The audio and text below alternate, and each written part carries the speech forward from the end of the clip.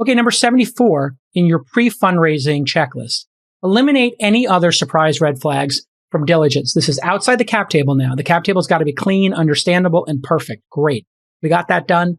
Item 74, surprise red flags. Here's ones that we see all the time. An outstanding lawsuit. Okay. Yeah, that's material.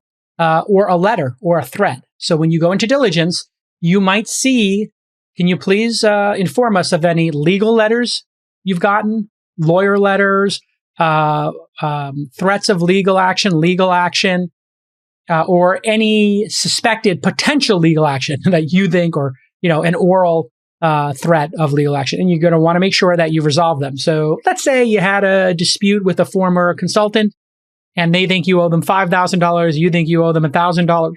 You're going into fundraising to raise $2 million. That's going to come up. And then a VC might look at you and say, okay, that happens. But if there's 3 of them, okay, maybe the deal's off. And you might look at it and say, well, why can't you resolve that? So what I always say to folks is, hey, resolve that stuff before you go into your fundraising.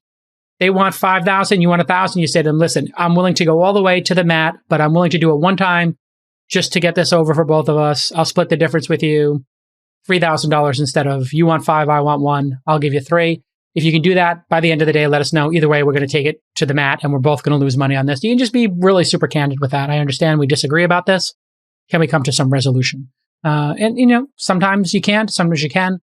I have always been of the nature, like when I feel wronged, that I do not settle. Although I have settled once in these situations because it was becoming too legally costly to fight in California at a disgruntled freelancer, the exact situation I was talking about. And, I was just advised, like, it's very hard in California. They almost always side with the contractor. Your contractor was claiming they were owed overtime. They clearly weren't. They signed that they were a contractor. And, it was like, okay, you can either pay $2,000 or $3,000 in bogus overtime claims, or you can spend $10,000 going to court. I was like, let's spend the $10,000. And then everybody around me was like, JCal, please pump the brakes, think big picture. And so I reluctantly did that. Very hard for me to do when I feel wronged. Only one time I did it. I kind of regret it in a way. Okay. Are you paying your rent out of the business instead of paying yourself a salary? This keeps coming up. People keep asking me like, hey, can I rent an apartment to use for a corporate apartment? I'm using my apartment because it's work from home. Don't ever do that. You start to look like Adam Newman at WeWork when you start using the company for personal things like an apartment. And then you're like, well, I use it for work sometimes. No. If it's your apartment, then you pay for it. And then the percentage of time it's not your apartment, then you can expense the company for that and make sure your accountant believes it and it's pretty tight. Don't do this kind of stuff. The fact that you have to explain it and that you're not cheating the company out of money, that means you've lost. The appearance of impropriety is impropriety. Don't put yourself in this position. I many times will forget which card I'm using, accidentally put something on a corporate card that's personal, and I am religious about that. I always carry like 2 or 3 credit cards with me. So I have like 2 personal and 2 business. I literally carry 2 business cards and 2 personal cards because if one doesn't work, just having to remember that I did it. And if I do have that happen, I'm like, I just immediately text somebody from the company. There's a $200 expense for dinner. My personal card didn't work. This is a personal expense. I put it on the corporate. Please make sure you charge me for it. Or vice versa. Hey, my corporate card didn't work. I just picked up the hotel bill for $2,000 when I was, on this trip to New York. Please make sure that it's on my expense account, right?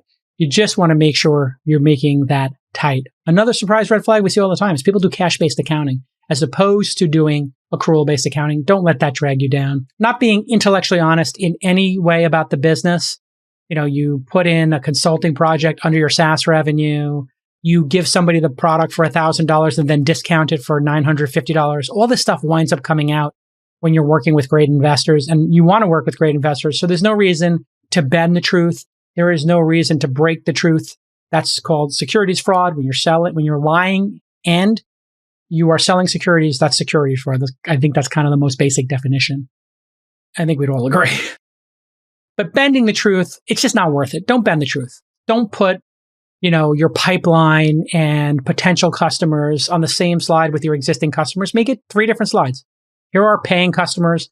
Here are potential customers on trial, free trials. Here's our pipeline of companies we hope to someday land as clients. Just be clear. Red flags, you want to avoid them. Okay, building a data room. This is a sign of a mature company. I'm seeing it more and more at earlier stage companies because people are doing fundraisings over Zoom and they're happening faster. So a lot of founders just have their data room ready to go. They send person the term sheet, they send them a DocuSign, and then they give them a password to a data room. This is a place where all the most important documents for diligence are kept. Could be a Google Drive, could be a Dropbox. Very simple, but your financials, your P&L, your balance sheet, we've talked about those. Maybe the founders, their legal names, their emails, board minutes, bank statements, incorporation documents, IP transfers, all of the previous raises and those convertible notes and safes, and of course your cap table. Other items are, specific to, what type of company you are, a consumer, a SaaS company.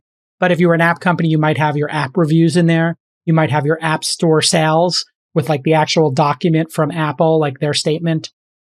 You might have cohort retention data if you're a SaaS company. Sachs is going to be asking for that and his team over at Kraft, just best in the business that's SaaS. You might have an org chart in there, your number of employees, your payroll, stuff that they can verify to make sure you're a real business. How much money you've raised to date, if there are any side letters, the name of your attorneys and accountants, their contact information, all basic stuff.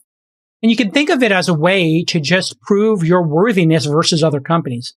If this stuff comes in dribs and drabs, what I've seen VCs think is, okay, they've been really busy building their business and it's high growth and it's growing 50% month over month. Okay, it's been a little sloppy. We can help them with that. They just need a CEO, chief operating officer, a VP of ops, no problem.